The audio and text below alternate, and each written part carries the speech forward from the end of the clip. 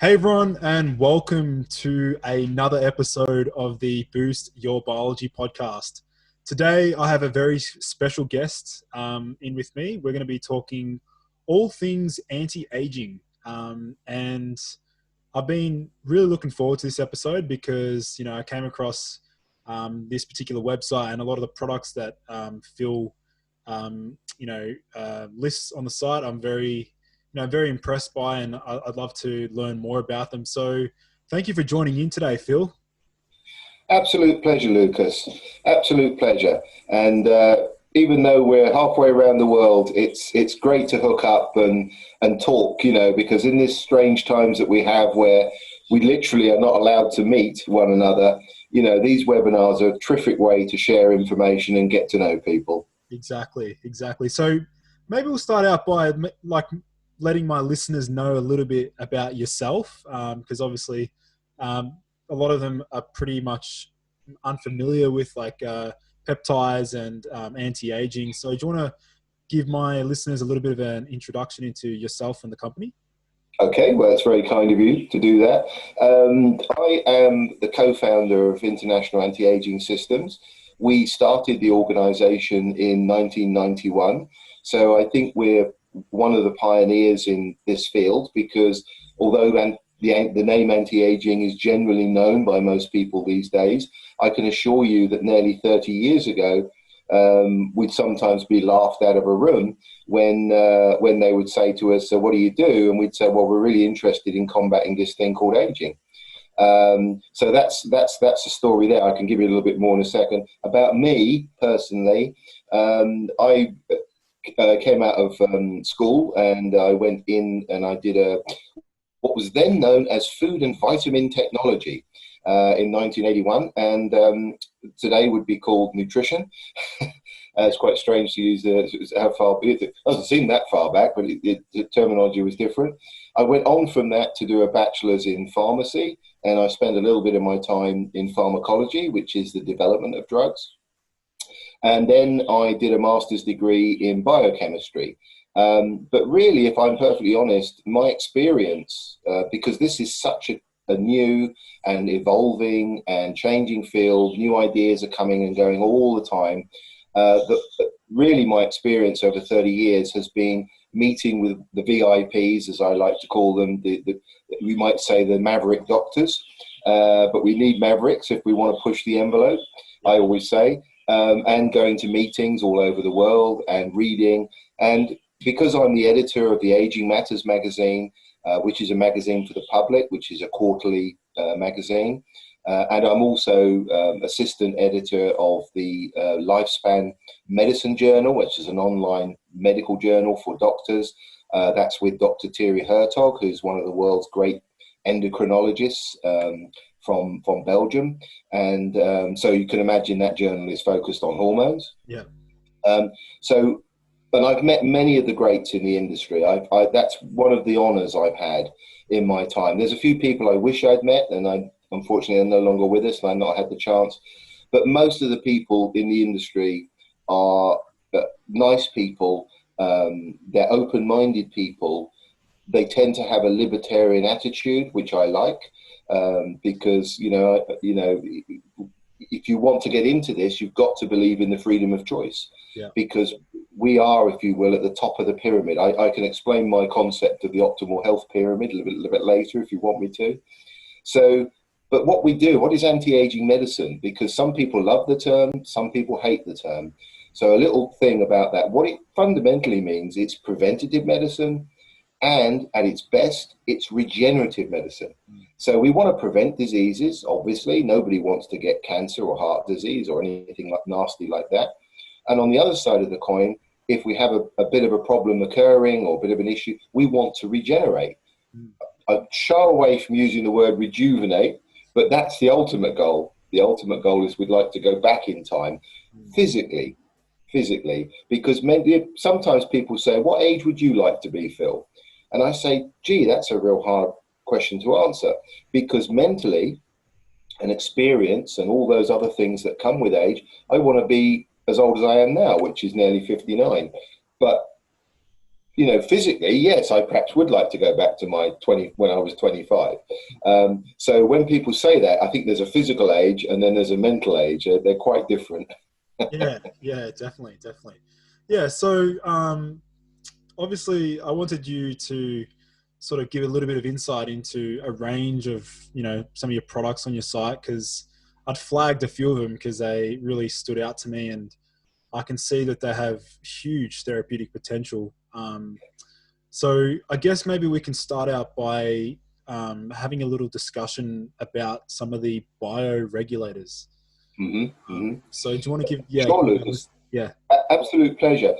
If I just countenance this with, give me 15 seconds. I wrote an article recently, which was published in a couple of places, which was entitled, "Can AI Save Us? Can Artificial Intelligence Save Us?"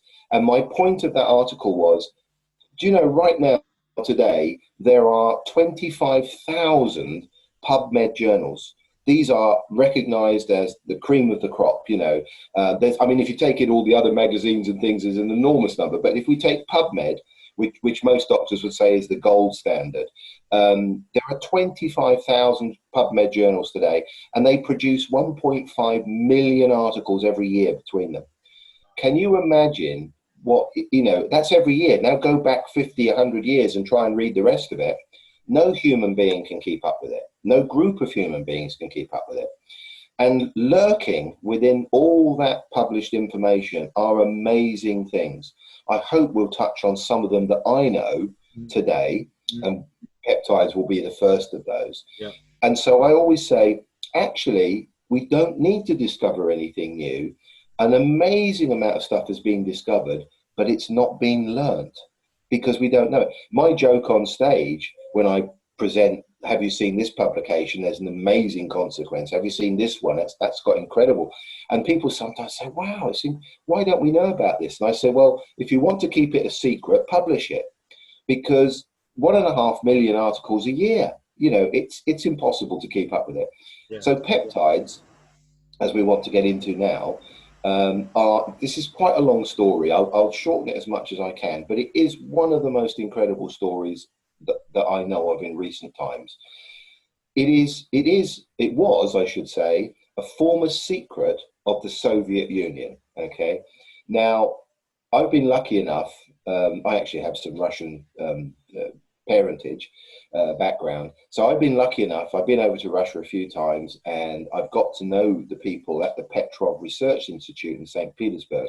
It's one of the most beautiful cities in the world to go and visit, so it's a great place to go.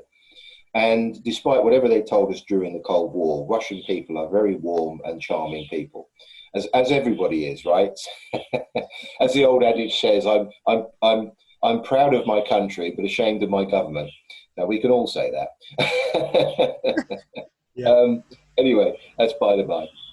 And so 40 years ago, under the Soviet Union, this particular man, who today is Professor Vladimir Kavinson, and he's the top professor in Russia, he sits on so many boards. He was, believe it or not, he was in the KGB medical corps, and he received a phone call from the Kremlin. This was in the early 80s. And they basically said that the Americans had developed new battlefield weapons. They had developed a laser that would blind everybody and other things like very nasty things that go on in the military.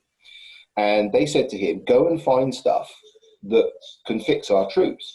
The other thing they said, and this was really interesting actually, because it's almost the first government mandated anti-aging medicine. They said, we've got boys who are sitting on the bottom of ocean floors next to nuclear reactors on the submarines and sitting in silos by missiles, again, nuclear, who are aging fast. Well, it's not really a surprise if you're going to be around radiation, right? That's not a surprise. But they wanted to try and protect them. So they said to him, go and find something. And he had the resources of the Soviet Union at his disposal. He said to me once, he said, if this was now, I couldn't do it. Because, I could literally pick the phone up and say, I want this, I want that, I want anything. And of course, it was the Kremlin, so they got it. Now, they went down some blind alleys, obviously. It was the research. But they stumbled upon short-chain peptides, which today we refer to as bioregulators. Now, what are short-chain peptides? Well, they're in foods. They're in different foods, obviously, different peptides in different foods. And a short-chain peptide is identified as, because peptides are made of amino acids. You know, everything from hormones to proteins to peptides to amino acids. They're all amino acids. Yep. It's just how long is this chain, okay? So if we took, let's say, growth hormone as an example, which I'm sure perhaps many of your listeners are familiar with, you're looking at 191 amino acids. That's a very long, and as a result, very fragile type of molecule. But as you start to shorten them, you get down to various different proteins and then peptides. So a peptide can be 2 amino acids. So something like L-carnosine, for example, is a dipeptide, 2 amino acids. From 2 to 6 is a short chain amino acid, okay? And that's what we're talking about now. We're talking about these short chain, which, as I say, are being referred to now as bioregulators. And they're actually very stable. It's only when they get longer than that that they can be cleaved. The obvious one is stomach acids. You go swallow it, it's going to break down. And there's a nice story there, which I'd like to tell you about steaks and things. And there's a little bit of confusion about what survives in the stomach and what doesn't survive in the stomach. Yeah. But the Russians have done countless studies, clinical studies, amazing studies. So they were making these short chain peptides for their military. They realized that they're gene switches. So that's a profound statement that I've just made, because a lot of pharmaceutical companies, they would give their back teeth to have a drug that acted like a specific gene switch. So for example, if we take that fast forward into the future, if we know that that particular gene is a cancer gene and can cause cancer, we can silence it with a short chain peptide. Yeah. On the other hand, if we know that this gene over here is an anti-cancer gene, we can switch it on with a short chain peptide. So, and genes they're either on or off. There's no middle ground. It's like a fax machine. It's either on or it's off. There's, that's it. No choice. Yeah. So that's a fundamental statement. So they started giving their elite troops, their Olympic team, their cosmonauts, these, and it's in the public domain now. What I'm talking about is no longer a military secret. They've published literally dozens and dozens, I think over 48 big, profound studies in English. They've been translated, and I've helped to write 2 books. I've helped to write a scientific book about it. You can find these on Amazon.com, which is a heavy-duty book, I fully admit, but it is the science behind it. So if people don't believe it and they want to read it, and that's called Peptides in the Epigenetic Control of Aging, okay? Which I love that title. I think it really says it all, okay? And then there was a public book, which is a nice book. It's a booklet, really. You could easily read it in an evening. And that's called The Peptide Bioregulator Revolution, okay? So now today, they've got 21 of these different, that they've released anyway. And in Russia, the oral versions are sold as food supplements. And the injectables, of course, are designated as medicines because of the nature of the administration. But nonetheless, there are some amazing stories. I could go off into all sorts of different directions for you here on what these things can do. Just to touch on one, and then I'll let you ask me what you want to know. Just to touch on one, the pineal peptide is a very unique one and a very important one. Again, I could go off on about the pineal gland if you want me to. I've worked with some. Feel free to, Phil. This is this is profoundly fascinating. So please. Well, thank you. I hope I'm on track for you, and if I'm not, please tell me, and I'll be happy to change or shut up for a minute. I'm a bit of a raconteur, and I'm aware of that. So the pineal gland is this strange gland. It's right in the center of our brains. And it's not quite the top gland. The hypothalamus is the absolute top gland. Some people think it's a gravity-fed endocrine system. But the pineal gland basically only produces melatonin, this one hormone that I think a lot of people are aware with. And a lot of people think of melatonin as a supplement, and it's freely available in the United States, of course, no prescription required. Go down to your local, wherever and buy it. And people think, oh, it's for your sleep. Well, that's partly true, but if people are thinking it's like a sleeping drug, they've got it wrong. Melatonin will not make you sleep. What it will do is when you go to sleep, you'll have much better sleep, okay? But there's something really fundamental going on, because hormones, all the different hormones, although most of them are released first thing in the morning, in big numbers, in the big pulsate production, like growth hormone, most of it is produced in the morning, and it's the kind of get up and go stuff, right? Because I want to wake, I will wake, I've got to get up and do something. But that's not to say that different hormones aren't produced at other times of the day, perhaps in smaller amounts.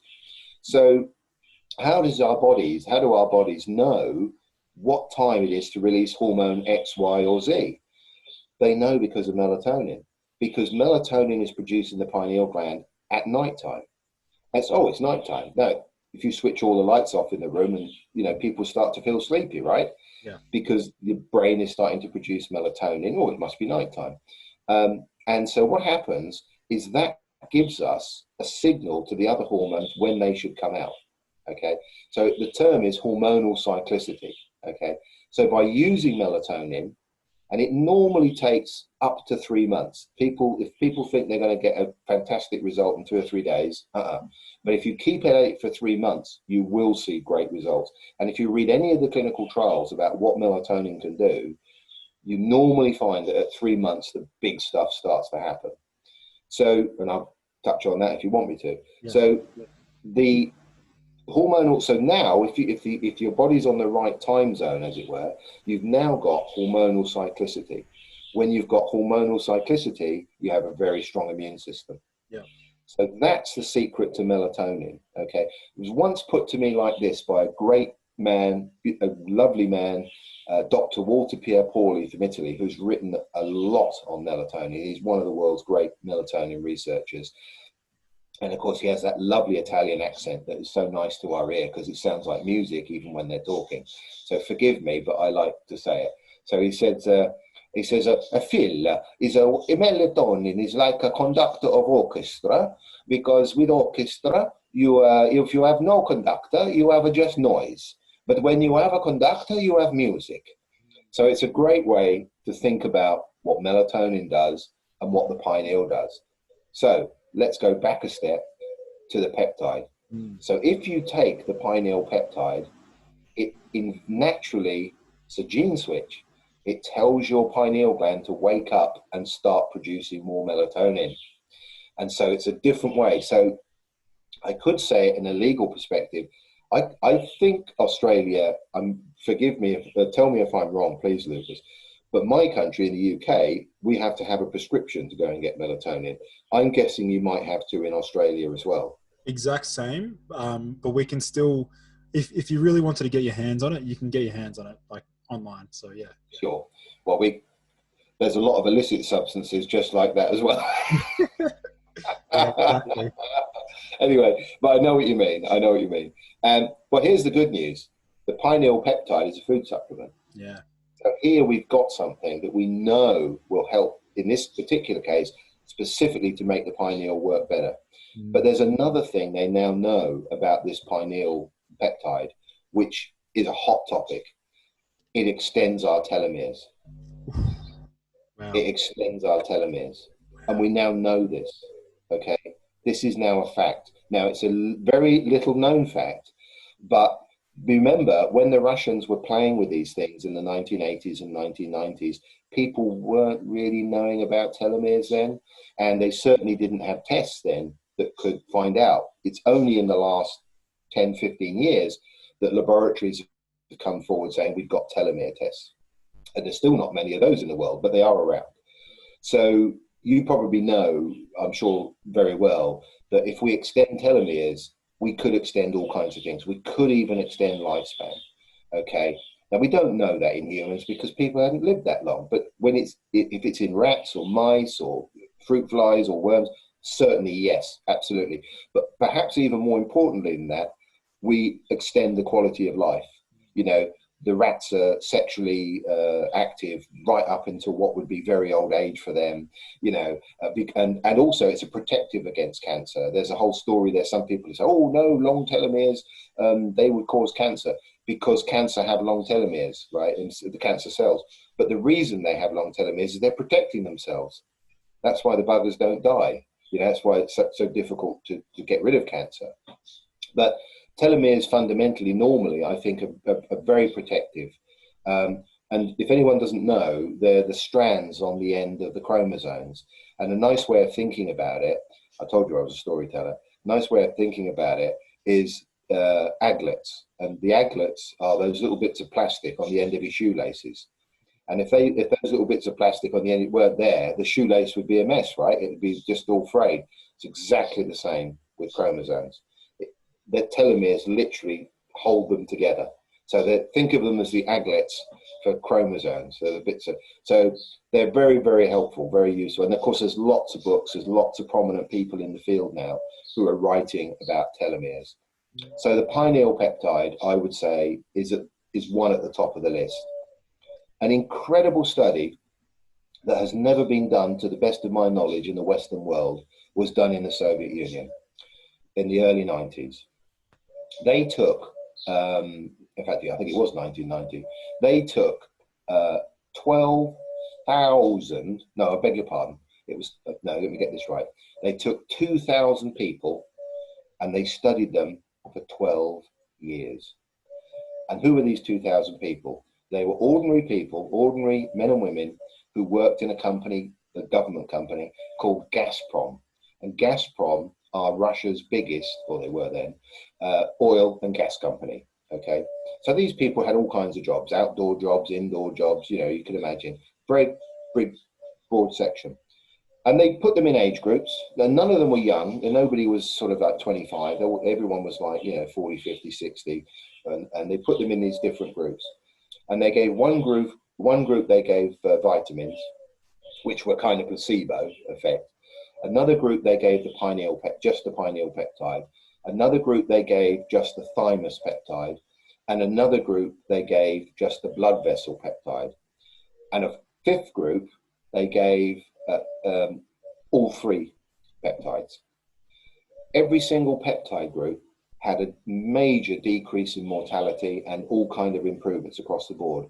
But the ones that took all three of those peptides, they had half the mortality of any other group. So now at that time, I'm pretty sure, now at that time they had no method of, and they didn't measure telomeres. I'm convinced now, knowing the studies that are going on, there's a study going on right now in the United States, conducted by Dr. Bill Lawrence, lovely man, and he has 39 patients in this trial, and he's following them over 3 years, and they're using various peptides, but they're all using the pineal peptide. And he's halfway through that trial. We hope to report on this in the Aging Matters magazine. He's already told me of the early results. Significant increases in telomere length on everybody. So how about that? It's a good start. Oh man, it's phenomenal. Yeah, I mean, it's getting me all excited. Just learning about this particular peptide. So obviously, this is just one of the 21 that this Russian researcher, what was his name again? Vladimir Kabinson. Yeah, yeah. So what else are we seeing, like, from your experience with this particular, the pineal peptide? What are people experiencing? Yeah, it's, well, surprise, surprise, better sleep. Yeah. You know, it may not be a big surprise, but better sleep is an amazing, amazing thing. Now, during our REM, you know, this rapid eye movement, which is the time we dream, okay, there's a lot of hormone release going on when that happens. In fact, they say if you wake someone up, you only remember dreams, apparently, if you're woken up. It could be just for a second or two. You're still lying in bed, you're still, you know, you're still dopey, you still want to sleep. But that's how we remember dreams. So if apparently they've woken people up after REM. Hey, did you have a dream? Don't remember. They wake people up during REM and they go, oh yeah, I was just dreaming about whatever, you know. So there's a lot going on when that's happening. So, but the thing about, there's a little statistic that most people don't know, and it's quite frightening. Well, is it frightening or interesting, whichever way you want to look at it?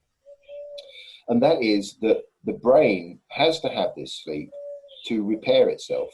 You know, neurons are firing, they're firing all the time, but I mean, particularly when we're awake and doing webinars, we're firing more neurons than when we're, you know, I don't know, sitting in the garden with a gin and tonic, whatever. So the brain needs this sleep time to actually do a lot of repairs on neurons. A lot of damage has happened. A lot of free radical reactions have taken place. Now, the universal energy molecule, that everything we do, everything we move, I end up thinking it ends up like a bloody Sting song. Every thought you make, every neuron you break, you know, you know that what it is fired. So it uses ATP and enzyme triphosphate to do the repair. I was told once, and I've no reason to deny it because the guy who told me was a real expert in the field, that the brain can use more ATP asleep trying to repair than if you'd run a marathon that day. Right? The brain is an incredibly hungry thing. It only weighs about 2 or 3% of our body weight, okay? But it's consuming half of the blood sugar, 20% of the oxygen we breathe, and a very significant amount of blood supply goes through the brain as well. So it's, for its size, it is the most demanding organ that we have. It's perhaps not a big surprise, but that's why it needs. So now you begin to understand why sleep is so important. You have to repair your brain, right? And we all know that if we miss 2 or 3 days sleep, we feel pretty rotten. So getting a good night's sleep, and it does come back to this thing I said earlier.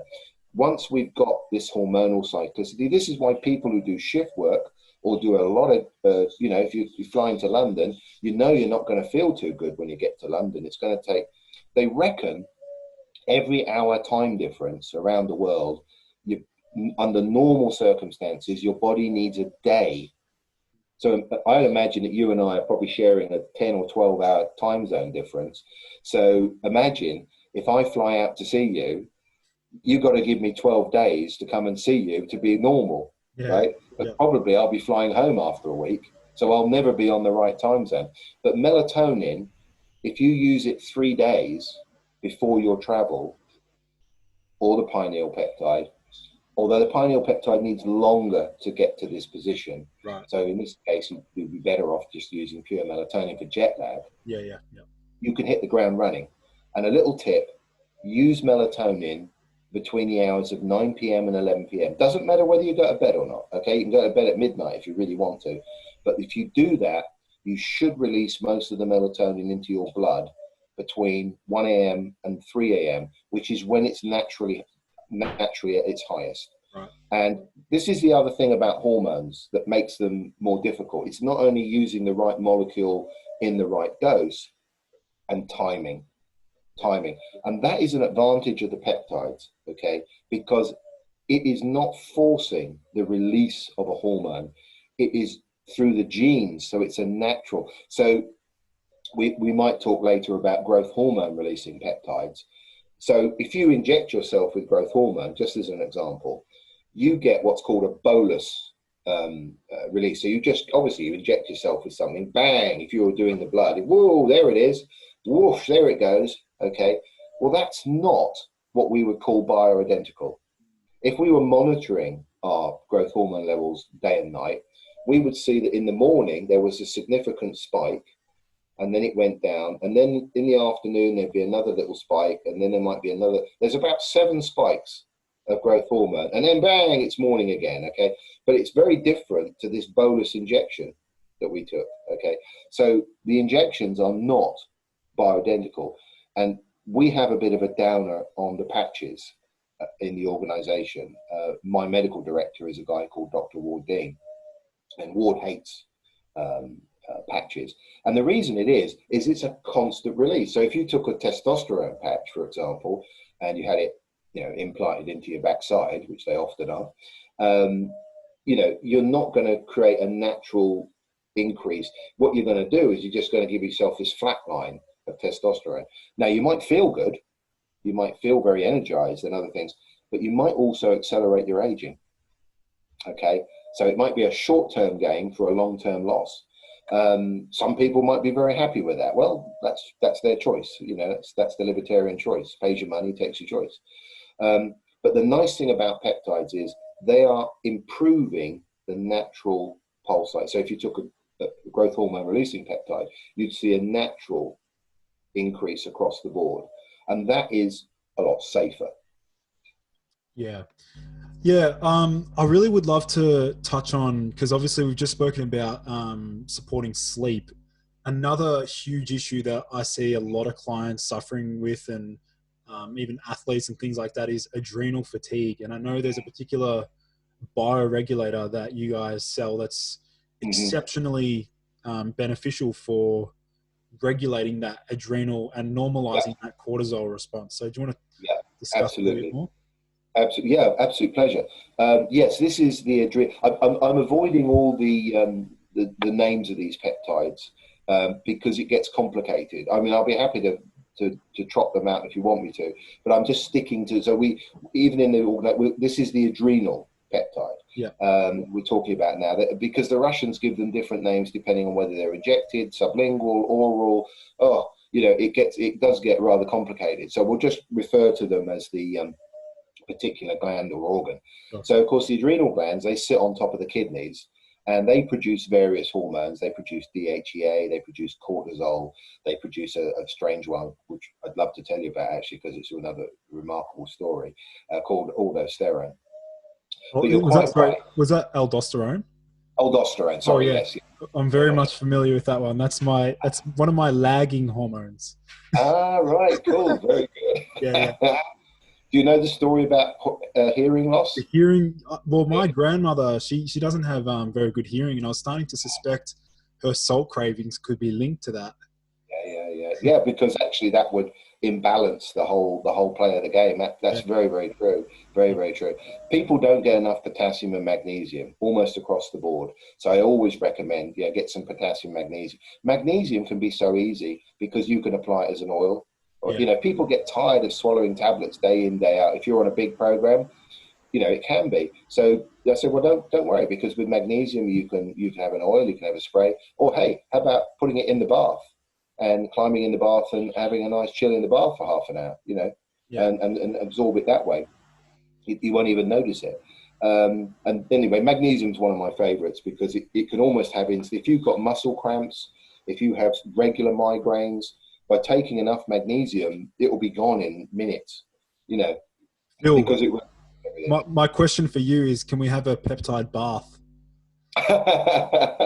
Well, it's very funny you should say that, because in St. Petersburg, they have a clinic that applies the peptides, and it's run by a lovely lady called Professor Svetlana Trofimova.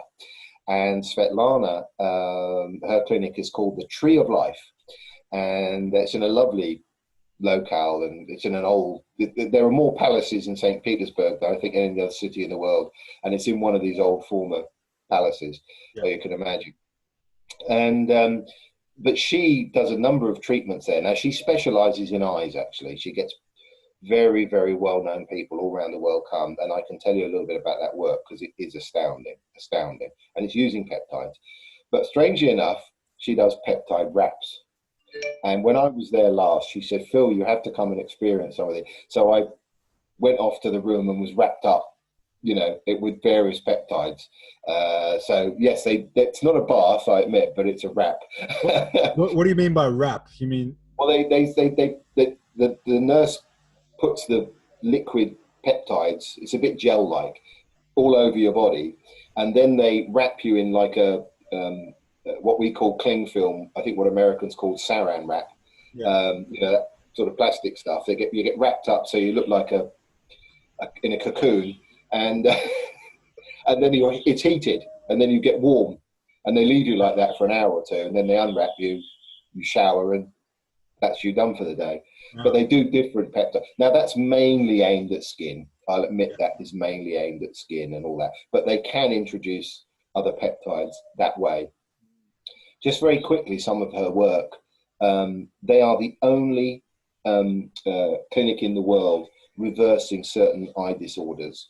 They do very well with macular degeneration, but there's a disorder called retinal pigmentosa, and nobody else treats it. They treat it, and they have these computerized images of eyes, and you see it in colors.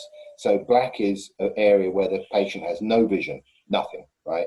Red is where they have very bad vision. Yellow is poor.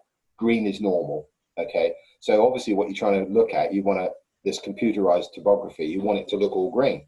Mm. Well, I've seen results. There was one lady went in there and she was 70% blind in her eye. Now that, when you've got people at the extreme end, it's very, very difficult to bring them up back to normal. Okay, it's nearly true of everything in medicine. If you catch it early, you get a good result. If you leave Alzheimer's to this point, it's going to be really hard to get them back in an okay zone. This lady was 70% blind. So really, what could be expected? Well, when they finish these peptide treatments, and I'll explain how they do it, because it's not that difficult, she was 30% blind. Wow. But she had a significant improvement in the eye. There were areas of the eye she could see normally. People who are like 30% blind, they come back to normal. That's how good it is. That's how good it is. How do they apply those particular treatments? Well, they do inject. They inject them into the orbit of the eye. This is the area around the eye called the orbit. They do not inject them into the eye. Yes. They inject them subcutaneously, and they do that for 10 days. They come in, it's like little pinpricks, and they just do that for 10 days, and then they give them the oral peptides to take home. And within 3 months, that 3-month magic time again, that's when they come back and they do the scan again, and they go, well, this is, and the people know anyway, because of course they see better, they're reading eye charts better and all the rest of it. So they do really incredible work. And they use a pineal, and they also use the retina peptide. This is a very important one for eyesight. So, sorry, to come back to the adrenals, this is the kind of ticket here. If you know you have a weakness, so if you are that sports guy who's working out hard and really putting his body under a lot of stress, then yes, you're absolutely right. You are releasing cortisol, because exercise is what is a kind of hormesis. Yep. That's the correct term. And hormesis actually, which is the definition of mild stress, is healthy, because we all know if we do a bit of exercise, we feel better, we look better. But exercise is stress, by definition. But mild stress, hormesis, is healthy. It's when you go beyond. So now, if you're a marathon runner, you're putting yourself under extreme stress, okay? And some years ago, we had a machine which measured the stiffness of arteries. Okay, if we have time, I'd love to tell you my blood story, because it's quite shocking. The machine measured the stiffness of arteries, and we found that people who did extreme exercise, like marathon runners, all of them had too hard arteries. Would you believe that the Russians did something similar? They took some of their Olympic teams. Now, I'm actually in the middle of writing an article about this, which I hope to publish late September. If you saw the picture of these beautiful 20-something-year-old, young 20 girls, Russian girls, gymnasts, and we all know what gymnasts look like, and you think, well, you couldn't be fitter than a gymnast, right? It's almost a perfect body, and so lithe and jumping about, and you think, my goodness me. So they were the gold medal winners at London Olympics. Right. So they're the top of the game, the best in the world. So what the Institute did in St. Petersburg, they got these girls in, and they measured their telomeres, and they measured their adrenal output, and they were all shocking. They were all, they had the telomere lengths of 50-year-olds, the average, the concept of biological age. And they had, the adrenal glands weren't operating properly. over exercise. It's too much without the protection.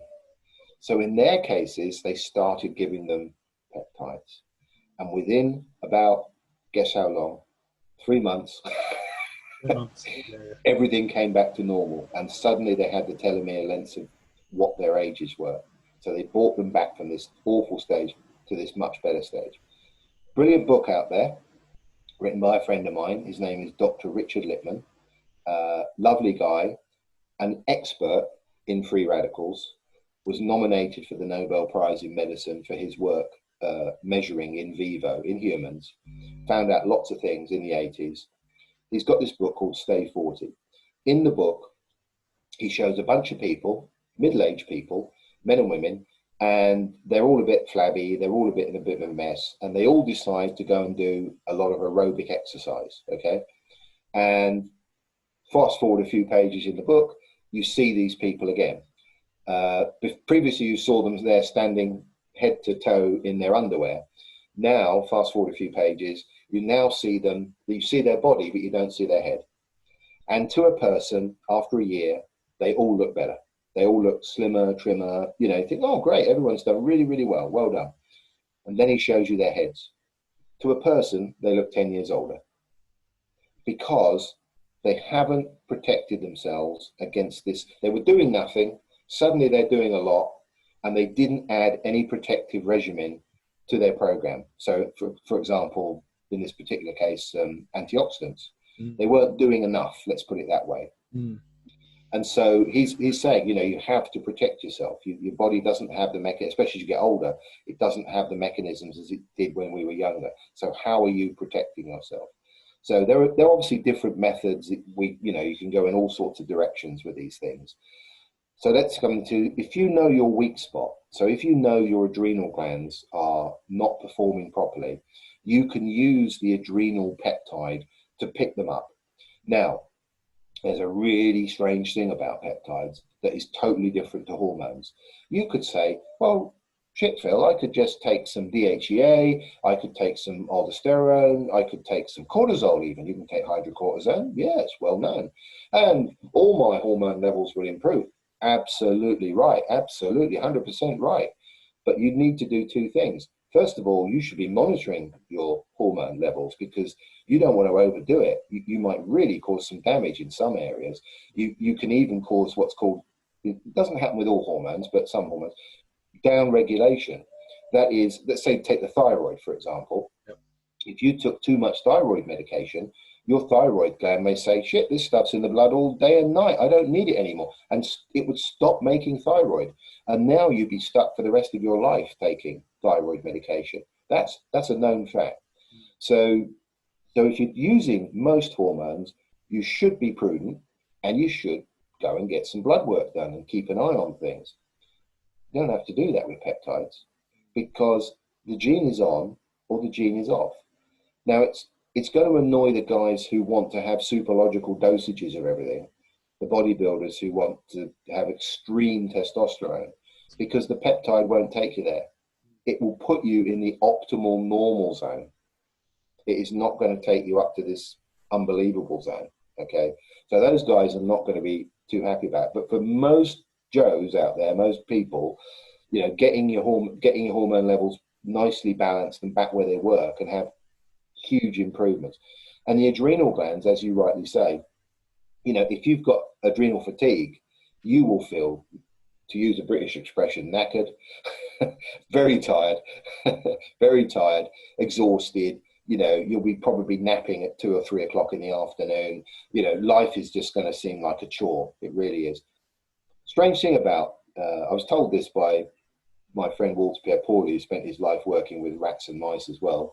And he said, when we dissected a rat and we looked at their adrenal glands, we could tell whether it was a bully or whether it was bullied. I said, how? He said, because the bullies would have very small adrenal glands. And the ones that were bullied had very big adrenal glands. And I said, why? He said, because if you're being bullied, you're going to be producing cortisol. You're going to be under stress. But the bully, he's not under stress. How about that? Yeah. So the great news is, if you are in this predicament, and you can use the adrenal peptide, and it will balance all the adrenal hormones, right? And here's the big one. Here's the one that really blows a lot of people's minds. Why did they call them bioregulators? What's that about? Well, if we were to take the thyroid gland in our neck, again, quite a large gland in the neck, if we were to take that, it's kind of butterfly shaped, if we take that, most people are hypothyroid. It means they have too little. In fact, there's been estimates that 30%, 30% of the adult population is hypothyroid. Okay, that's a shocking number, isn't it? Yeah.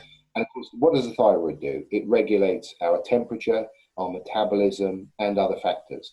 But people who regularly have cold hands, cold feet, that sort of thing, they generally, because that was the old way of testing it before there were blood tests, they generally, and also take your morning temperature. If you wake up in the morning and you take, you can get these thermometers now, you just put in your ear or whatever, or put them on your forehead, and jot down the number. Now, I'm going to give it to you in Celsius, so I apologize for everyone who uses Fahrenheit, but you can find a calculator that will do it. So if you are regularly below 36.4 degrees C, you're probably hypothyroid. Okay. Some people may even get figures, they might even be 35. That would be shockingly low, but that happens. If you're between 36.4 and 36.7, that's how unbelievably accurate our body wants to keep our temperature. You're spot on. You're spot on. But there are people, they're in the minority, but there are people who are hyperthyroid. They're too much thyroid. Now, they can be off the chart. They can be over 37, even higher sometimes. You can spot hypothyroid people quite easily. They normally have deer in the headlamp eyes. The famous picture in the Louvre, the Mona Lisa, they believe she was hyperthyroid. How about that? Because of the way she looks. They also tend to have a lot of energy, and they're burning up. So they tend to be people who don't put on weight because their metabolism is constantly high. But they're kind of over the top kind of people. You might be annoyed by them because they never seem to relax. I've known a few in my time. But the thing about here's the thing about the regulators. Guess what they do? If you're low, they switch the gene on and bring you up. If you're high, they switch the gene off and bring you down. They normalize. And that is an incredible. When I must tell you this story. I first learned about this work and Professor Cavinson, I don't know, several years ago now. I forget about time. And I went to a meeting in Istanbul, and he was lecturing, and I was sitting in the audience, and I heard him explain all of this. And after his lecture, it was coffee break. So everybody left for coffee. And for the first time I sat there, I was stunned because a light bulb had gone off. I had an epiphany. That doesn't happen very often in life, but I had one on that day. And I literally said to myself, either this is the most incredible story I've ever heard, or it's a load of bullshit. Because, of course, then you don't know. You just don't know. And over the next 2 or 3 years, I got to know Professor Cavinson. I met him other times. I went to St. Petersburg. Then we started collaborating a bit on writing books and getting things into English and so on and so forth. And, of course, now it's firmly in my head, of course. But it took me back to a moment when I was at college in London doing my food and vitamin technology course. And one day the professor, of course, we didn't have any PowerPoint then, he put up on the projector, he put up a pie chart. And this pie chart was broken into segments, of course. And he said, this is typically what you find in food. It's just an average, it will vary from food to food, but this is what you find in food. And of course, there was X percentage of vitamins, X percentage of minerals, X percentage of fats. And most of it, like 60% or thereabouts, was fiber. And I had a thought that day, and the thought was, well, either fiber is very important. And remember, in 1980, 1981, people weren't thinking that much about fiber. I know it's different now. I thought, well, either fiber is a lot more important than we think it is, because nature doesn't waste anything. So why is there so much fiber in food? What other things could fiber be doing? And my second thought was, they've missed something. maybe there's other things in food that have significance. And that was the moment the light bulb went off for me in that first lecture. Peptides are in food, short chain peptides, and they're gene switches. They're another fundamental message from food to our body. That, and there will be other things. There is light in food, believe it or not. There is magnetism in food, and who knows what else is in food. These could, as far as I'm concerned, I don't know about what they do, but nature doesn't waste anything. Everything is energy, and everything's there to be had. But the really exciting thing is this discovery of peptides. And now, as I say, they've identified 21 different short chain peptides, each one of which is very specific gene switch that would help the pineal, that would help the adrenal, that would help the thyroid, that would help the thymus, many, many, many, many different ones. So I hope I'm getting this conveying. I'm quite excited. I'm still excited about them. Yeah. And I believe they're the future. I believe that, we've had the bioidentical hormone wave. That's been a big thing now for 2 decades. And that will continue to be a big thing because hormones are powerful tools. They're strong tools in the box that we have. But peptides are a new kind of tool. And here's the really good thing. They're so safe that I actually am going out on a limb here. You don't need to do blood tests, and you don't even need a medical professional involved. I'm not advocating that you do that, but I'm just trying to convey that they are so safe because they've been dosed in Russia and recorded over 1 million times. 30, 40 years of research. Nobody got any side effects. Nobody. And they use them in combination. So if you're a kind of person that cost and convenience is no problem to you, you could take all 21 if you want to. It's not, apart from hurting your wallet, it's not going to hurt anything else. So they are quite remarkable. So some of the studies you mentioned, because I was wanting to know if they were translated. Yes. Or if they were. Yes. Yeah. So are they? Not every single one. Yeah. Not every single one, because there's a lot. Yeah. But there's 7 clinical trials that have been translated of individual peptides. Right. And then the big trial, which is the one I mentioned earlier, which was this Gazprom, that's been translated. And then there's very specific trials. For example, there's one on proving that these short chain peptides were absorbed orally, because originally they thought maybe they could only be used injected, but it didn't make sense because it comes out of food. So they did this big study to show that short chain peptides under 6 or under amino acids, are absorbed through the stomach wall. So that makes sense, because how does a bodybuilder, if a bodybuilder says I'm going to eat steaks and I'm going to eat salmon day and night because I want the protein, how does that work? Because we know proteins get destroyed in the stomach. So how does the bodybuilder put mass on by eating steaks, etc.? Yeah. Please explain it to me. Yeah. Well, the Russians have done it. What happens is the proteins are broken down in the stomach acid, but it broken down into some of the short chain peptides. The short chain peptides pass through into the blood and they induce protein synthesis. Yeah. Yes, there is a muscle peptide. Okay, so I think I came across that one. That's one I'd be interested to learn more about. But just circling back 1 second, just back on the fact that they're found in foods. My initial assumption is that it will be found predominantly in animal-based products, right? When you said that is absolutely correct. Yeah. I mean, in this day and age, you can synthesize everything. Yeah. And you can get these peptides synthesized. However, they do not behave in the same way. And that tells me that they're not exactly the same. Yeah. And this comes down to this mystery element. If you look at it from a pure chemistry point of view, you would say that is exactly the same molecule. It's got exactly the same oxygen, hydrogen, all the structure is exactly the same. But when you take something natural, there may be elements of it that we're not taking into account. I touched on too early, light, magnetism, other aspects. You probably know whenever anyone wants to diss vitamins, they always try and, the studies they raise didn't work, wasn't used. Invariably, they are the synthetic vitamins. Try and find them with the natural vitamins. They invariably have the results. Yep. So, but a chemist would say, but these two molecules are exactly the same. So there's something else.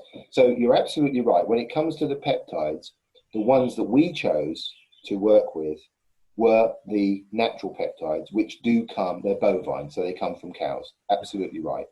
And let me put everyone's minds to rest here.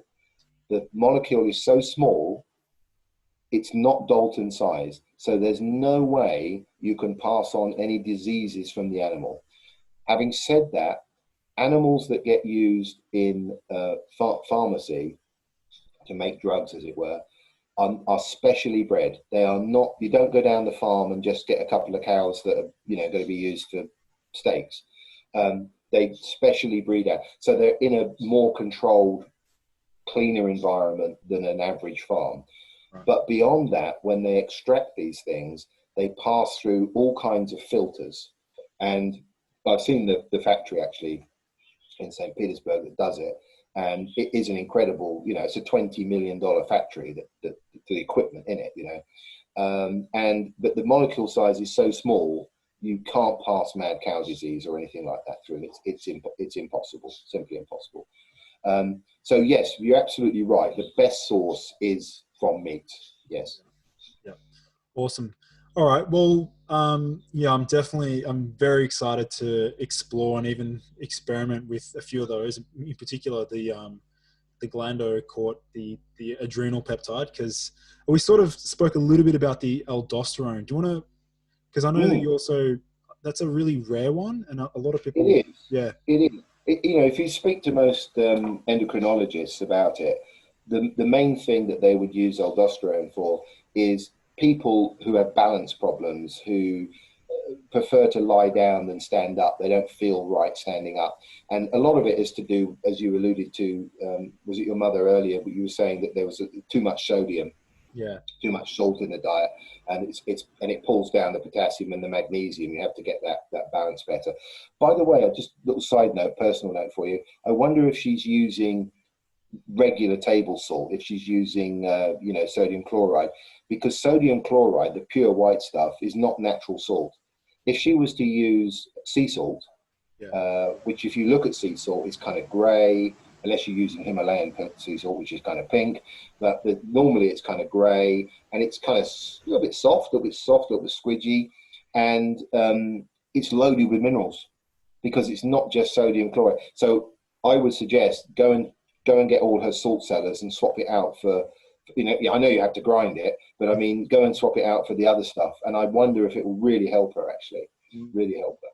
But sorry, what were we saying about? We're talking about little salt issue. So aldosterone. Aldosterone. So most endocrinologists would say it's a balance problem. It's patients who don't like to stand up, who prefer lying down, and we give them some aldosterone, and it addresses the sodium-potassium balance. Yeah, it does. But there was a 1940s it was discovered, and this goes back to my, top of the webinar when I said that. We've discovered it, but we haven't learned it. So a brilliant doctor called Jonathan Wright, who's written many books, so he's a great doctor, has a massive clinic in Tacoma, Washington. I think he has like 200 doctors working under him, and he has teams of university students who do nothing more than go down to the libraries and dig out stuff, because whether we like it or not, only about 10 or 20% of the world's information is online. We're still not there yet. So he sends them down and they find things. So something they rediscovered a few years ago was a 1940s clinical trial. And they found that people who had hearing damage, as long as they didn't have a physical problem in the ear, there wasn't a physical problem, but they weren't hearing well. The volume was gone.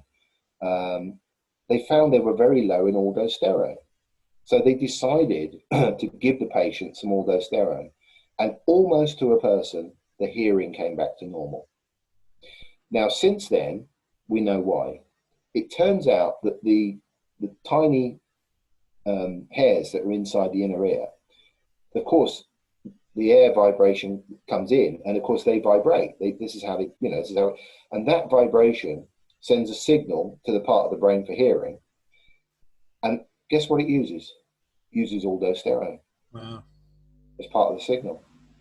So if you're naturally low in aldosterone, the hearing goes down. So what we've done, you can take aldosterone orally in a capsule, no problem. But we made a eardrop. So you put 2 or 3 drops into the ear, just leave it in there, put a bit of cotton wool, make sure it stays in for a few minutes, make sure it all gets in there. And the rest of the day, you've got good hearing. We actually had one doctor who had a problem with his hearing, and he put too much in. He was putting too much in. And he then complained his hearing was too loud. So I said, well, use some earplugs. No, his problem was he took too much dose. He had to readjust the dose. Yeah. But it's kind of funny, isn't it, that you go from bad hearing to extreme hearing, and now you've got to curtail it. Yeah. Interesting. Okay. Well, maybe we should segment into a little bit on some of the GHRPs, because I do have a very athletic oriented audience. So maybe, we can talk a little bit about even the nasal spray as well, the A alpha MSH as well. Oh, yeah, sure. Growth hormone, of course, HGH, human growth hormone, is a hot topic still, even since 1986 or 9, when Dr. Daniel Rudman produced that report on elderly people, showing that his summing up was, on average, they had reversed their biological ages by 20 years. And that was based on, the elasticity of their skin, the improvement in their muscle mass, the general well-being, all sorts of parameters, really dramatic. You're 70 years old, but your biomarkers now show you 50. If that's not anti-aging, I want to know what is. And then, of course, Dr. Ron Klatz, who's one of the top guys at the American Academy of Anti-Aging Medicine, A4M, he produced a great book, which was called Grow Young with HGH.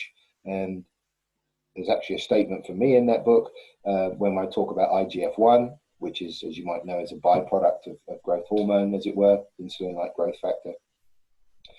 That still remains experimental. It was experimental then, and I think it's still experimental. I'm talking about IGF-1. But a lot of people, of course, became very excited with human growth hormone, and rightly so, because if you inject subcutaneous injections of human growth hormone, and I'm talking about physiological dosages, I'm not talking about superlogical dosages that maybe bodybuilders would use, because that, of course, puts you in a whole new territory. Within 6 weeks, you can expect to see significant improvements, less fat, more muscle, maybe even better eyesight, maybe even more hair growth, there's more well-being, more energy. There's a whole bunch of things. The problems, of course, I told you earlier that if you inject growth hormone, you increase this. It's not bioidentical. So the first nice thing about the peptides that you can use, and there are two. Well, actually, there are 3. And I'd like to tell you about sermorelin or sermorelin, whichever way you want to say it, because it is unique. It is unique.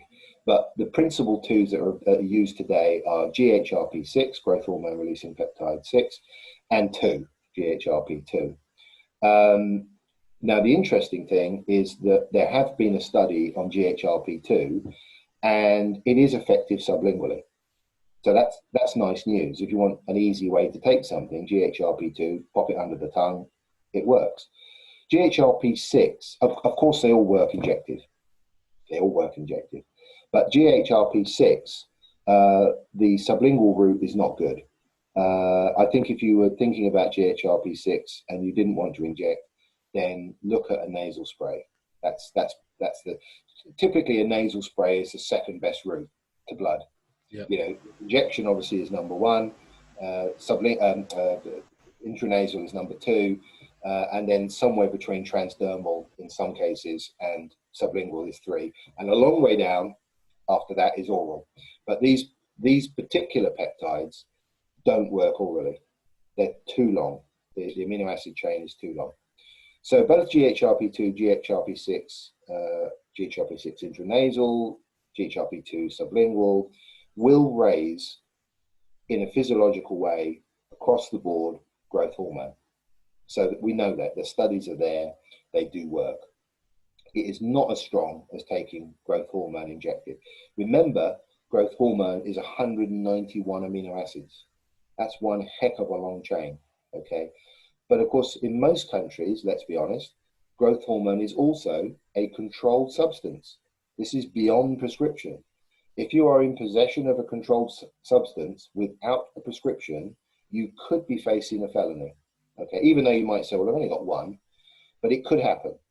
If you are in possession, I can't speak for Australia, but but you're under common law, so it's pretty similar to the UK and US. So we share the same queen. And yeah, Freddie Mercury. No, I'm joking. But if you have a prescription item, let's say you got a packet of metformin and you don't have a prescription, the worst thing that's going to happen is they're going to say, stop it. You know, you're very unlikely to be in court. But I'm just saying something like growth hormone, because it's, you know, they put it in this category, they call it controlled substance. So here's the good news. Growth hormone releasing peptides are not controlled substances. Yep. Awesome. Right? So that is, you know, I'm talking now from a legal, I'm not talking about biochemistry now, of course, I'm talking about from a legal perspective. So that can take the heat off anyone that might be interested in going down a route like this. Now, both GHRP2 and GHRP6 are what's known as agonists. And that simply means that they stimulate, in this particular case, the pituitary gland to release growth hormone. Okay, that's what they are. But there is and of course the opposite to that is an antagonist, which would prevent release of, but they're not that. Now, there is a weird one, and the weird one is sermorelin. And sermorelin is the precursor to growth hormone. It actually is 29 amino acids. It's the very beginning of it. Again, it can be used sublingually. It's okay, but it's best used intranasally or injected. Now, here's the weird one. Now, what I'm referring to now is the work of a guy called, a fabulous guy, Dr. Richard Walker. Okay, he's based in Florida. There are a couple of videos of me interviewing him on YouTube, and he's a real expert in this area, real growth hormone expert, and he studies extreme aging. He studies those poor kids with progeria and all those weird aging diseases, very rare, thankfully. Oh. And he told me that the thing about sermorelin, there's a weird thing in the pituitary gland. Let me just take a step here. There's a weird thing in the pituitary. If we were to draw a graph of age on the bottom and the amount of growth hormone in blood on this axis, we would see that past the age of 35, there was a dramatic decline, very dramatic decline, until it gets down to a very, very low level. And you think, oh gosh, okay, so we need to stimulate growth hormone certainly past the age of 35. Yeah, okay, it's a viable argument. But here's the crazy thing. When they do autopsies, they find copious amounts of growth hormone still within the pituitary gland. So the mechanism of release seems to be effective. And this is what makes sermorelin, according to the work of Dr. Richard Walker, so interesting. It doesn't appear to act as an agonist. It doesn't stimulate more production of growth hormone from the pituitary. It appears to act as the mechanism to release it into the blood. So if you take sermorelin, you're not going to encourage your pituitary gland to make more, but you will still see an increase in blood levels because whatever's in there is coming out. And guess what? He said to me that if you combine a GHRP with sermorelin, you will see a 5 to 7 time increase in growth hormone levels. There is a fantastic synergy between these two. Without injection. Without injection. That's the whole point. Wow. That's phenomenal. Yeah, I've had a few friends in my circle that have experimented with the sermorelin, and yeah, but all for like bodybuilding purposes. Yeah. And obviously it would enhance recovery, improve muscle growth, and enhance deep sleep as well. Another aspect. What about appetite? Like to work out the big time, and you can look at me and say it's not me.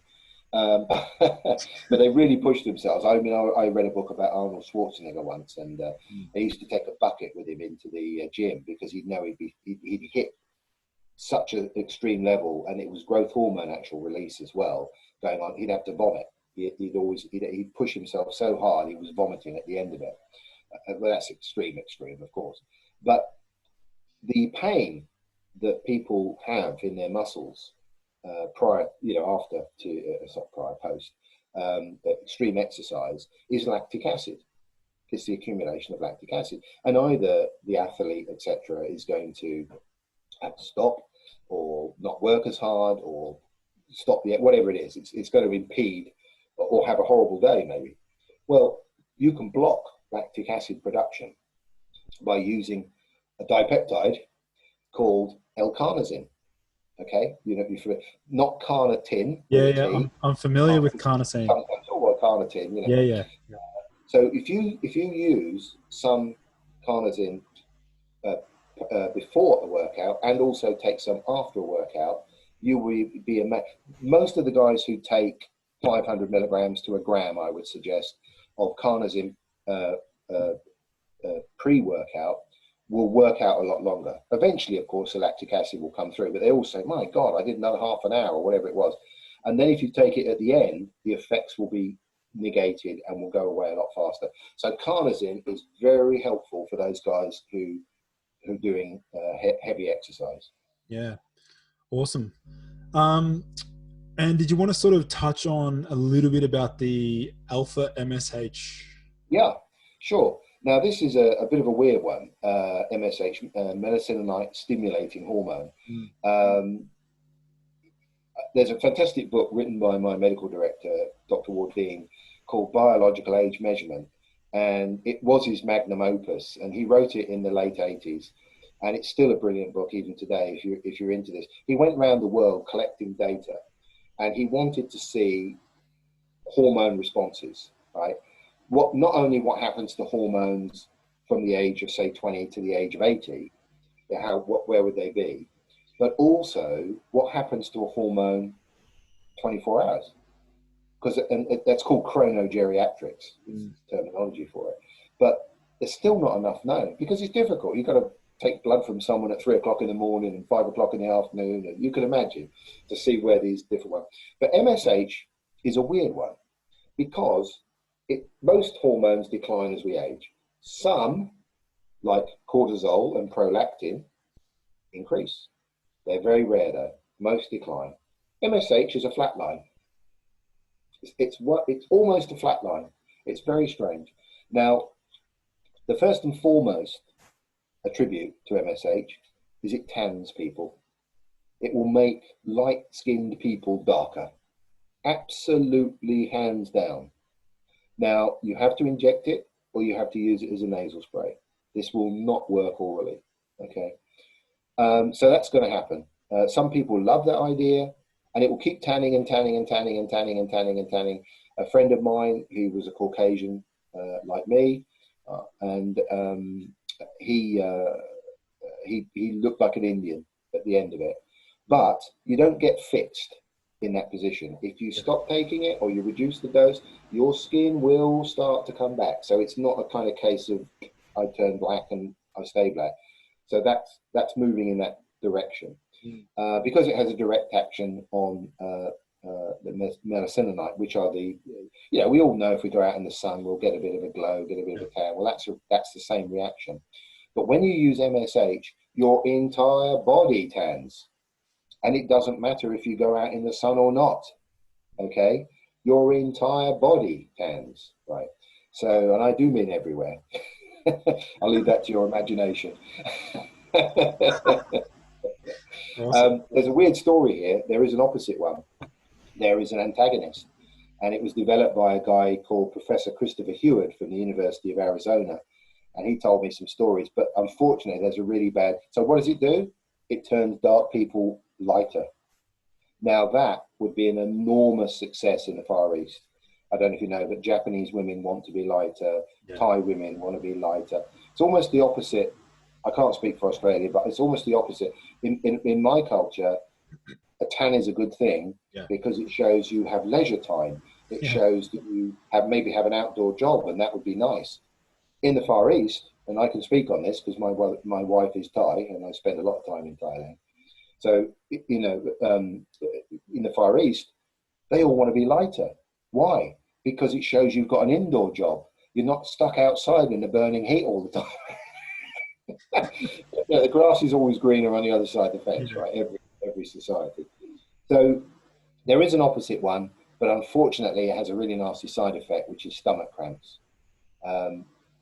Actually, Dr. Hewitt actually told me he thought that's what Michael Jackson was using. Really? Because he thought he had access to it and was using it. But if he was putting up with stomach cramps every day. But maybe that's why he took a load of other drugs to try and negate that. Who knows? I don't know. But MSH, come back to MSH, it will tan light-colored people. Okay. Now it doesn't work for people, and it doesn't work particularly well for me if you are in the lowest 3 classes of Caucasian skin. And so if you have Scandinavian blood or something like that in you, if you're blue-eyed, if you've got red hair, it probably won't work very well for you. And normally, if you look very carefully at your own skin, if you've got I've got a couple on my forehead, you won't see it here, but tiny little red spots. And that normally is an indicative that you are in the lowest classes. Won't work very well, but you know that already, because even if I go to have a holiday in Barbados, I'll go red. I never go brown. It doesn't matter how long I stay out there. So MSH will only take you to that position, but that's only a small percentage of people, right? That's not most people. So everyone else will darken. But it does more than that. It's not, all hormones do multiple jobs. There's no one hormone that just does one thing. It's involved in different areas. So what you have with MSH that's known, a couple of interesting things. It stimulates the libido. People feel hornier taking MSH, men and women. And that's unusual because normally there's not much that works on women in that regard. Oxytocin does, that's another hormone. But mostly that doesn't happen. Dopamine works. See, men are driven by dopamine and women are generally driven by serotonin, and they're quite different kind of hormones, different kind of reactions. You give men dopamine, or you don't give them dopamine, you give them L-dopa, or you give them Deprenyl, things like that. And they will generally tell you, I definitely feel horny. I definitely, put my libido. You give it to women, they don't get that effect. But MSH is one of the few that can stimulate libido in women as well as men. The other thing it will do for a man is it will improve an erection. It will have a firmer erection with MSH. We don't really know why, but that is a noted effect of MSH use. What about the yawning? What's this yawning? The yawning. I've heard that it can stimulate yawning, and have you heard about that? No, I haven't. I haven't come across that. No. Yeah. Not to say it, but depends. I guess you'd have to ask how was it administered and how much was taken. Yeah. From the usage I've seen, which is reasonably mild, I've not heard that as a side effect. Okay. But maybe if you take enough, it would start doing something like that. Yeah, I've seen a weird phenomenon where somehow there's a link between yawning, the triggering of a yawn, and an erection at the same time. It's some weird dopamine phenomenon. The only thing I know in that regard, and it's the old classic, and there's lots of jokes about it, is you make love to your lady friend, and after it's all over, shall we say, she still wants, there's the old joke, the worst word a man wants to hear again, so the prolactin. And the lady often, sometimes anyway, wants to do it again as soon as possible, and the man actually wants to go to sleep. He's tired. Yeah. And the reason for that is after you ejaculate, prolactin levels go up. Yeah. Shoot up in a man. And we think that's the link. And it's like, oh, I'm finished, So I know that. And that would, of course, also lead to yawning. Yeah. you mentioned some other dopamine agonists. Did you also list cabergoline as well, or? No, it is a drug, of course, and it does do it. Yeah. In fact, I believe cabergoline is the only one that blocks both the enzymes. It's monoamine oxidase A and monoamine oxidase B. We like Depronel, which is a drug as well. Yeah. It's also known as salicylic, Yep, yep. and it only blocks monoamine oxidase B, which it has a number of factors in being safer. But dopamine works extremely well in men. But now we're really talking, yes, libido, but for men, older men, they get their focus, they get their drive, they get more mental acuity, and so and that happens in hours. Yeah. You know, this is what we used to call in pharmacology a wow factor. You know, and that's what people expect from drugs, right? You've got a pain, you take a painkiller. You don't expect the pain to be there half an hour later. You know, and of course, some people, they look at nutrition and they expect it to operate in the same way, and of course it doesn't. But it gets to the fundamental core. Some of the drugs are only treating the symptoms. You block the pain, but the pain hasn't gone away. Yeah. The fact that you've broken your arm hasn't fixed the arm, has it? So I mean, you know, we've got to put these things in perspective. I'm not knocking one side or the other side here. You know, I've always said that there is a happy medium. We don't want to suffer with pain, so of course we're going to take a drug to block the pain. Yeah. But in the long term, you've got to fix the problem. Then you have to do that in a different way. So everything has its role. And I've also said, you know, some people, they only want to use everything natural. And I've said, so if tomorrow they invented a pill that would stop your aging right now, or perhaps wonderfully would reverse it, and you know, let's say you'd stay in this condition now, guaranteed for another 50 years, you wouldn't take it because it's a drug? Okay. I mean, it's their individual choice. I'm not here to force anything on anybody, but I think we have to keep an open mind on both sides of the equation. For sure. And very often they work very well combined. And that's the problem with medicine today, especially the kind of socialist medicine we have with the NHS and that. They are not keen to incorporate nutrition with drugs. And yet if they did, the effects would be much better, much better. I would have to agree there. Yeah, for sure. All right. Well, that pretty much, I guess we've pretty much covered almost everything I wanted to. So what I'll do, Phil, for my listeners, they're going to obviously want to know where to purchase these products and things like that. So I'm in the process of setting up an affiliation with Jane. So my listeners can. I'll be linking everything in my show notes for those to find the products. But yeah, I just wanted to say a massive thank you for sharing all your wisdom and thank you for your interest. Yeah. This is an area that I'm very passionate about, and can definitely see myself utilizing these as therapeutic tools. Great. Moving down the line. So, was there anything else you wanted to mention at all today, Phil? I'm just trying to think of where. Oh, you wanted to talk about Baloki, didn't you? You want to just touch on that for a minute or two? Lumbrokinase. Yeah. This also leads me to a story I promised you, which was about blood. Oh, yeah. Now, Baloki is a trade name for an enzyme that is known as lumbrokinase, and it comes from earthworms. This stuff comes from earthworms, and of course, earthworms are strange creatures because, you know, hey, they don't get blood clots, right? They don't have heart attacks. They don't, you know. And the weird thing, of course, you know, when you were a kid, you cut a worm in half, and it would carry on. Both halves would carry on, and they mate with themselves, and they are quite extraordinary things. But this lumbrokinase, which is found in their blood, I suppose,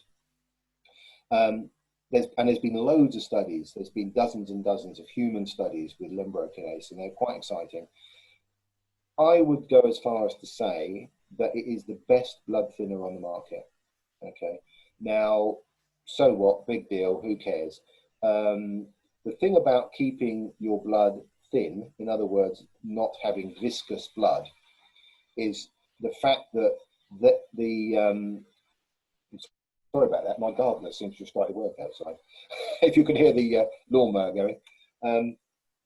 But there was a fantastic book written a few years ago by Dr. Kenneth Kenzie, who was a cardiologist, American cardiologist. Unfortunately, he's no longer with us. And the book was called The Blood Thinner Cure. And he evaluated all of the blood measurements that normally take, everything from cholesterol to triglycerides to, you know, von Willebrand's and all sorts of blood markers and things that they take. And his conclusion was that the two most important things that everyone should do, and they were head and shoulders important over every other measurement you could take, including cholesterol, and that's a long story we can do another time, is how thick is your blood and how hard are your arteries. And his conclusion was, if you have thin blood and soft arteries, your risk of a heart attack or stroke are virtually zero. Now, is there any evidence for that? Well, yes, there is. It turns out that men up to the age of approximately 50 are twice the risk of a heart attack or stroke than a woman. But after the age of 50, a woman catches a man up and actually can even overtake him in terms of risk. So what on earth is that? That is obviously clearly something going on there. So what happened? Why is a woman half the risk of a heart attack of us up to the age of 50, and then after 50 they catch us up and even overtake us? What is that? This little thing called menopause. Because what does a woman do every month? You know, before she gives blood, she gets rid of some of her blood. Now that does two things. You could argue it gets rid of toxins, and this actually even takes us back to the medieval time where they used to do bloodletting. It was popular to release some of your blood. Of course, they went to extremes and killed people, but actually the concept of losing a little blood on a regular basis, like a woman does when she's on a menstrual cycle, is actually very healthy. Is there any other evidence that supports this claim? Well, guess what? If you, as a man, go and donate a pint of blood every 6 months, you halve the risk of your heart attack or stroke. How simple is that? What other ways can we do to keep our blood thin? We can consume enzymes, and a good one is lumbrokinase, is Bioregulators. It will help to keep your blood thin, and that has consequences, especially for organs that have very small arteries, the eyes, the ears. So people on lumbrokinase can see an improvement in eyesight, can see an improvement in hearing, even helping tinnitus, you know, this constant ringing in the ears. And it can also significantly help against senile dementias. More and more people are saying that all these dementias have one thing in common: vascular issues. Is the blood getting to that part of the brain, that part of the brain, that part of the brain? If it is, it's delivering nutrition, it's taking away toxins. So something like lumbrokinase can have a very broad improvement to all of us, help us keep our blood, stop it from becoming viscous, stop it from becoming thick. And on a simplistic level, just think of the heart as a pump. If a pump has to move a glutinous liquid around, it has to work a lot harder, right? It works nice and easy if the liquid is thin.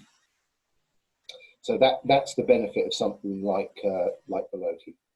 Yeah, you've just you've prompted me to actually ask you a question about anything on supporting mitochondrial function. What do you have in that realm? Right. Well, that of course is a big topic, and of course there's a whole theory of the mitochondrial theory of aging, its decline, and I always liken old mitochondria are like government because they get fatter and they get more inefficient, and that's a fact. And they get, although there's one difference between government and mitochondria. Mitochondria, as they get older, they get fewer in number, whereas we get more and more government bureaucrats. So, but seriously, if you look at a young person's mitochondria, they're small, they're efficient. If you look at an old person's mitochondria, yes, they're fewer in number, and they're literally bigger and less efficient. That's a fact. But of course, there's a number of different chains that are feeding. You've got the electron transport chain, the Krebs cycle. They're all part of this mitochondrial cycle. And a lot of agents are involved here. If you look at those diagrams, you see a lot of B vitamins are involved. Okay, so it's always a good thing to keep plenty, because it's about methylation. By the way, you know that every single hormone in our body is made from cholesterol. Yeah. Right? It's just how our diet methylates it. So if we have a bad diet and we're not methylating it to the required hormone, the only thing the liver can do is make more cholesterol. That's one of the theories about high cholesterol. It's actually just a methylation problem. It's just the body trying to react to say, hey, we need more testosterone, or we need more estrogen, and I can't make it because that idiot isn't eating enough B vitamins, or something like that. But the mitochondria, there are 2 or 3 agents that are very significant, I would say, and will give almost an instantaneous lift for most people. One is CoQ10, coenzyme Q10. There is a more efficient version of that now, which is called PQQ. If you're the kind of guy that wants to go to the top of the tree. And the other one I would talk about is NADH. And you should look at the work of George Berkmeyer from Austria if you want to see. Very, very, very good product. And in most people, they'll get an instant physical energy improvement. Like, again, sublingual doesn't work already. Yeah. So they're 3 very good products I would suggest for mitochondria. But, that's why B12 works. People take a sublingual B12 and they feel better, particularly the ladies. It's an improvement to mitochondrial production. The mitochondria, of course, is like a dual-edged sword, because they're using oxygen. They're trying to convert glucose. I remember this correctly now. They try a healthy aerobic. They'll try and convert 1 glucose into 36 molecules of ATP. That's a perfect working mitochondria. And they're using oxygen. And of course, oxygen is a dual-edged sword because it's also a free radical. So they get damaged by trying to do the work they do. So, but they're organelles, mitochondria, and you find them in every tissue, every organ. And of course, the theory is that millions of years ago, these were not part of us, and that we absorbed them, and that we've been symbiotic. We've been working with them ever since. And of course, they have one other very strange thing, mitochondria. Their mitochondrial DNA only come from our mother. They're the only thing in our body that didn't come from dad. They're just from mum. So that they are very unique, and at the same time very important, because unfortunately, let's say our mitochondria are failing in our liver, and they can't go to the kidneys, let's say, and share. They don't do that. So every organ, every tissue, every gland relies on its own healthy mitochondria. Very, very important. Absolutely. Well, yeah, I guess that will pretty much wrap it up here, Phil. We're going to have to do another episode maybe sometime in the future, because there's still so much more that we've got to cover. And I'm sure there might be some other things in the pipeline that you're currently working on that I should know about. There's always something coming along, and of course we're always learning more about the things we already know. It's not a case of discovering it and never finding out anything else about things. But I would definitely say keep your eye on the peptides. This, I think, is going to be the next big wave that will take us through at least another 10 years and beyond. Because, and fundamentally, of course, they're stimulating the stem cell response, through this. That's another thing I forgot to mention. So they've got so many aspects to them. And the safety profile, I can't speak for every single peptide, but the peptide bioregulators to date have an incredibly good safety profile. Yeah. So as the Hippocratic Oath says, first do no harm. Yep. Meet that criteria. Love it. I love it. Well, we'll wrap it up here, Phil, but thank you so much for coming on board. I really, really enjoyed today's show, and I think my audience are going to absolutely love today's episode. I'm very pleased to hear that. I hope so, because it's hard to guess what people want to hear and how, dare I say, how to pitch it. I don't want to sound like a salesman, but you know what I mean. Yeah. Awesome. Alrighty. Well, thanks everyone for listening in, and I look forward to sharing this episode with you all. I'll be linking all of the products and even a couple of Phil's books in the show notes for you guys to explore. So yeah, again, thanks, Phil, and I'll speak to you soon. You're welcome. Good day. Yeah.